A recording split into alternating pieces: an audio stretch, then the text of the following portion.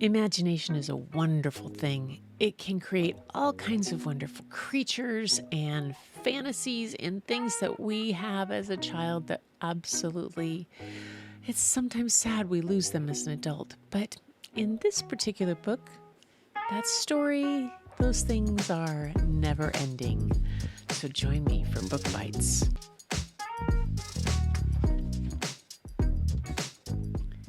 Hi everyone, it's Gretchen Shepherd with Book Bites with the Booklady, and I'm glad to be here with you to share this wonderful book. Mikhail Ende wrote this book in 1979, and it went on later on to be translated into a movie, but also translated into languages all over the world. And what I found really fascinating about this book is that in the main part of the book, each subsequent chapter starts with the next letter in the alphabet. How did they do that in translation? I always wondered. But that aside, it is a story that encapsulates all those fantasy creatures and imagination things that a child has and that might cross over into that fantasy world. And it's beautifully written. And I decided to pop into the beginning, not quite the beginning of the book, to share a book bite with you. Previous to this point, there's a character named Bastian, and he's gone into an old bookstore. And he happens to find an old book. And the bookseller is rather interesting. The whole how it starts is a part I will leave for you to explore when you find this book. But I'm going to start out with the first part at the beginning where Bastian has started to read the book. The Never-Ending Story by Michael Ende. All the beasts in howling forests were safe in their caves, nests, and burrows. It was midnight. The storm wind was whistling through the tops of the great ancient trees. The towering trunks creaked and groaned. Suddenly, a faint light came zigzagging through the woods, stopped here and there, trembling fitfully, threw up into the air, rested on a branch, and a moment later hurried on. It was a glittering sphere about the size of a child's ball.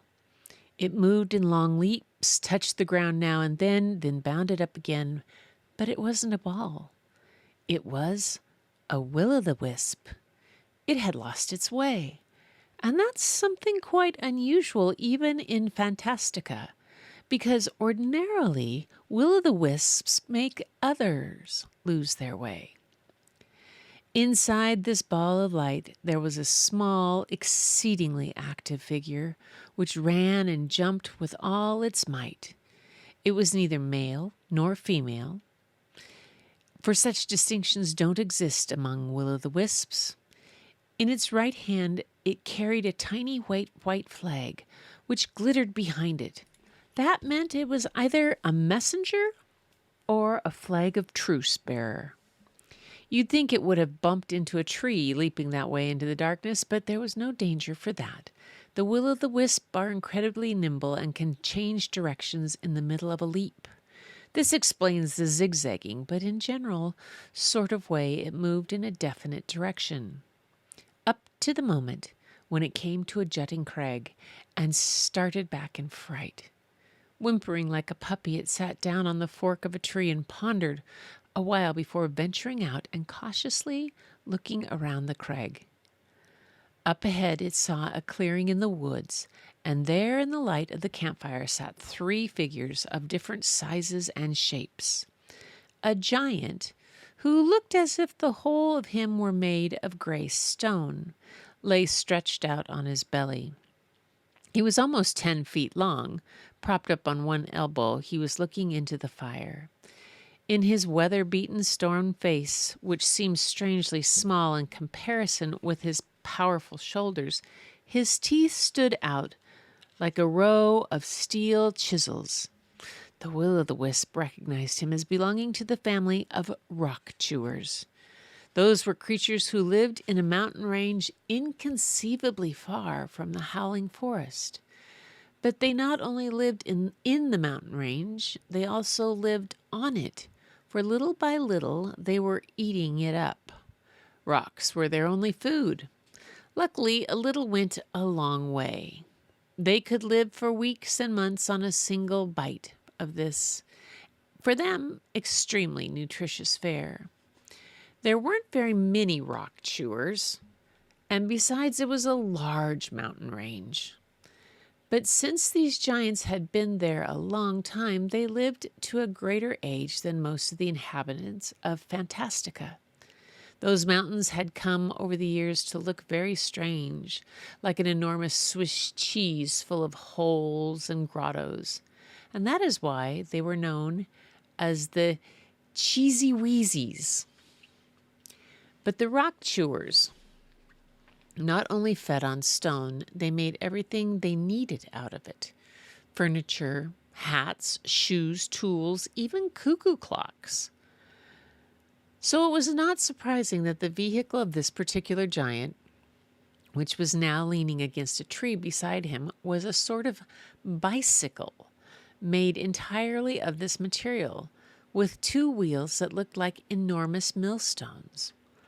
On the whole, it suggested a steamroller with pedals. The second figure, who was sitting to the right of the first, was a little night hob. No more than the size of the will-o'-the-wisp, he looked like a pitch-black, furry caterpillar sitting up. He had little pink hands with which he gestured violently as he spoke, and below his tousled black hair, two big round eyes glowed like moons in what was presumably his face. Since there were night hobs of all shapes and sizes in every part of Fantastica, it was hard to tell by the sight of him whether this one had come from far or near.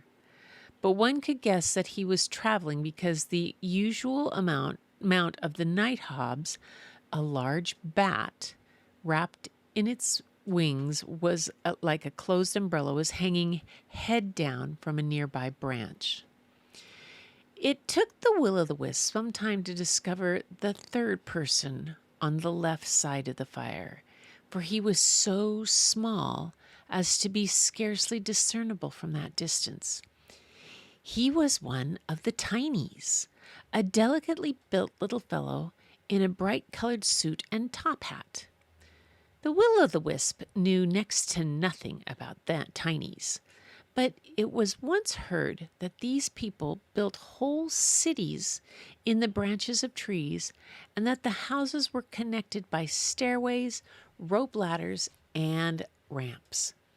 But the tinies lived in an entirely different part of the boundless Fantastican empire, even further away than the rock chewers, which made it all the more amazing that the amount with which had evidently carried the tiny all this way was, of all things, a snail.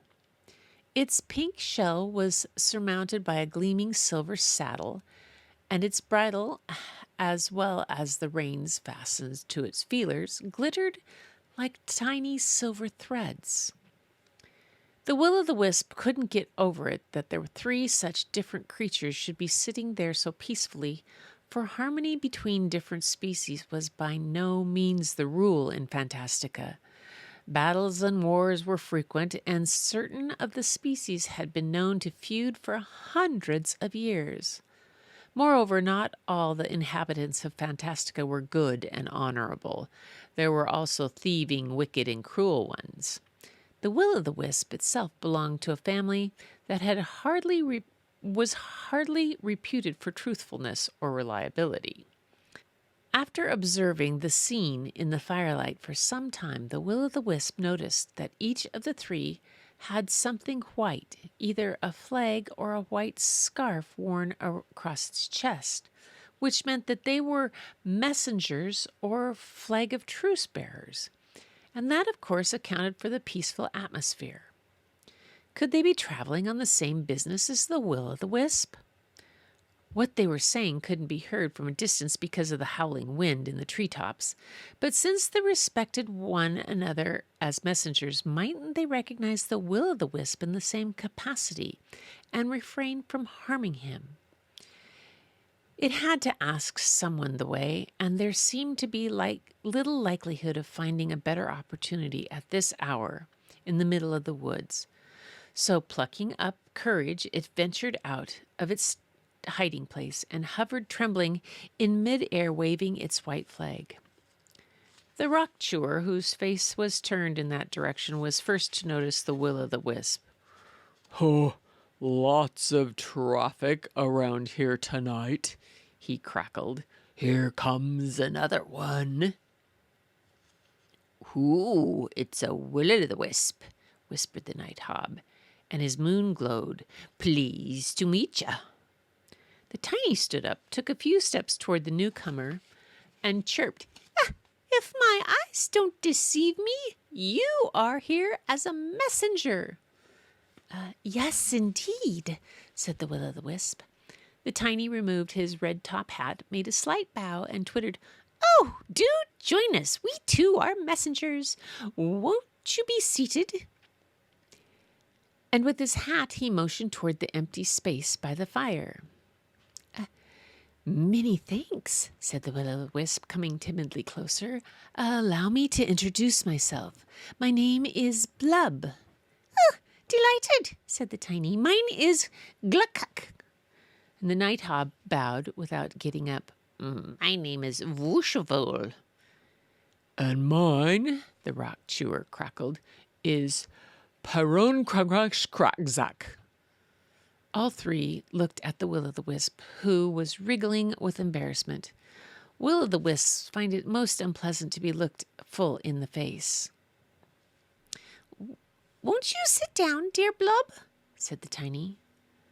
To tell the truth, said the will-o'-the-wisp, I'm in a terrible hurry. I only wanted to ask if by chance you knew the way to the ivory tower. Oh, said the night hob. Could you be going to see the childlike empress? Exactly, said the will-o'-the-wisp. I have an important message for her. What does it say? The rock chewer crackled. But you see, said the will-o'-the-wisp, shifting his weight from one foot to the other, it's a secret message. All three of us, hoo-hoo, have the same mission as you, replied Foozavool-Bavool, the night hob. That makes us partners. Maybe we even have the same message, said Gluckuk, the tiny. Sit down and tell us, Paron-Krakzak crackled. The will-o'-the-wisp sat down in the empty space. My home, it began, after a moment's hesitation, is a long way from here. I don't know if any of those present has heard of it. It's called Moldymore. Ooh, cried the night hob delightedly. A lovely country. The will-o'-the-wisp smiled faintly. Yes, isn't it? Is that all you have to say, Blub? Paron-Krakzak crackled. What is the purpose of your trip? Something has happened in Moldymore, said the will-o'-the-wisp haltingly. Something impossible to understand. Actually, it's still happening. It's hard to describe the way it began. Well, in the east of the country, there's a lake. That is, there was a lake. Lake foaming broth, we called it. Well, the way it began was like this. One day, Lake Foaming Broth wasn't there anymore. It was gone, see? You mean it dried up? Gluck inquired. Oh, no, said the will-o'-the-wisp. Then there'd be a dried-up lake, but there isn't. There was a lake used to be where there's nothing. Absolutely nothing. Now do you see? A hole? The rock chewer grunted. No, not a hole, the will-o'-the-wisp said despairingly. A hole, after all, is something. This is nothing at all. The three other messengers exchanged glances. Who does this nothing look like? Asked the night hob. That's just what's so hard to describe, said the Will-o'-the-Wisp unhappily. It doesn't look like anything. It's like, oh, gee, there's no word for it. Maybe, the Tiny suggested, when you look at the place, it's like as if you were blind. The Will-o'-the-Wisp stared open-mouthed. Exactly, it cried. But where? I mean, how? I mean, have you had the same? Wait a minute, the rock chewer crackled. Was it only this one place? At first, yes, the Will-o'-the-Wisp explained. That is, the place got bigger and little by little, and then all of a sudden Foggle, the father of the frogs, who lived in Lake of Foaming Broth with his family, was gone too. Some of the inhabitants started running away, but little by little the same thing happened to other parts of Moldy Moor. It usually started with just a chunk, no bigger than a porridge egg, but then these chunks got bigger and bigger. If somebody put his foot into one of these by mistake, the foot or hand or whatever else he put in would be gone too. It didn't hurt. It was just that part of whoever it was would be missing. Some would even fall into it on purpose if they got too close to the nothing. It has an irresistible attraction. The bigger the place, the stronger the pull. None of us could imagine what this terrible thing might be, what caused it, and what we could do about it. After seeing that it didn't go away by itself but kept spreading, we finally decided to send a messenger to the childlike empress to ask her for advice and help. Well, I'm the messenger. The three others gazed silently into space. After a while, the night hob sighed. Ooh, it's the same where I come from, and I'm traveling on the exact same errand. Hoo-hoo! The Tiny turned to the Will-o'-the-Wisp. Each one of us, he chirped, comes from a different province of Fantastica. We've met here entirely by chance, but each one of us is going to the childlike empress with the same message. And the message, grated the rock chewer, is that all Fantastica is in danger. The Will-o'-the-Wisp cast a terrified look at each one in turn. If that's the case, it cried, jumping up, we haven't a moment to lose. We were just going to start, said the Tiny. We're only stopped to rest because it's so awfully dark here in the Howling Forest. But now that you've joined us, Blub, you can light the way. Oh, impossible, said the Will-o'-the-Wisp. Would you expect me to wait for someone who rides a snail? Sorry. But it's a racing snail, said the Tiny, somewhat miffed. Otherwise, hoo-hoo, the night hob sighed, we won't tell you which way to go. Who are you people talking to? The rock chewer crackled. And sure enough, the Will-o'-the-Wisp hadn't even heard the other messenger's last words, for it was already flitting through the forest in long leaps. Oh, well, said the Tiny, pushing his top hat back onto his head. Maybe it wouldn't have been such a good idea to follow a Will-o'-the-Wisp. To tell the truth, said the night hob, I prefer to travel on my own because I, for one, fly. With a quick hoo-hoo, he ordered his bat to make ready, and whish, away he flew. The rock chewer put out the campfire with the palm of his hand. I, too, prefer to go by myself, he crackled in the darkness. Then I don't need to worry about squashing some wee creature. Rattling and grinding, he rode his stone bicycle straight into the woods, now and then thudding into a giant tree. Slowly, the clatter receded in the distance. Gluck-Gluck, the Tiny, was last to set out. He seized the silvery reins and said, All right, we'll see who gets there first. Giddy up, old-timer, giddy up! And he clicked his tongue. And then there was nothing to be heard but the storm wind howling in the treetops. And I think I'll stop there. Oh, apologies for some of the names of the characters. They're quite tongue twisters. But when you read the book yourself, you can give it any name you want when the names are difficult to pronounce. But that's the never-ending story, a book bite from it. I hope you enjoyed this, and it might spark you to pick the book up and go back and look at it again and read it. It's really quite a fascinating, wonderful book that goes on and has transcended time and is still such a popular book. So until next time, everyone, this has been Book Bites with the Booklady. And as I always say, keep looking for the beauty hidden in plain sight. It's all around you. But the first place you'll find it is when you go look in the mirror. And I'll see you next time.